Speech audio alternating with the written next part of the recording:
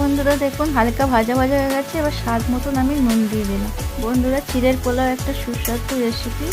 এইটা বানানোর জন্য তেমন কোনো উপকরণ লাগে না, অল্প উপকরণ দিয়ে চটজলদি এই রেসিপিটা রেডি করা যায়। বন্ধুরা এই চিড়ের পোলাওটা সকালবেলায় ব্রেকফাস্টের জন্য আর সন্ধ্যেবেলায় টিফিনের জন্য খুব মজাদার একটা রেসিপি। বাড়িতে কোনো যদি হঠাৎ করে গেস্ট চলে আসেন, আপনারা এই চটজলদি রেসিপিটা চিড়ের পোলাওটা তাড়াতাড়ি বানিয়ে আপনারা এই গেস্টদেরকে খাওয়াতে পারবেন। তারা খেয়েও খুব আনন্দ পাবেন আর মজাদার রেসিপিটা খেয়ে ভালো লাগবে তাদের।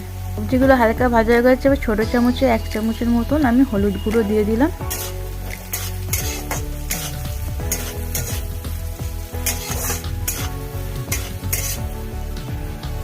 বন্ধুরা আমি এবার এর মধ্যে ধনেপাতা কুচি দিয়ে দিলাম।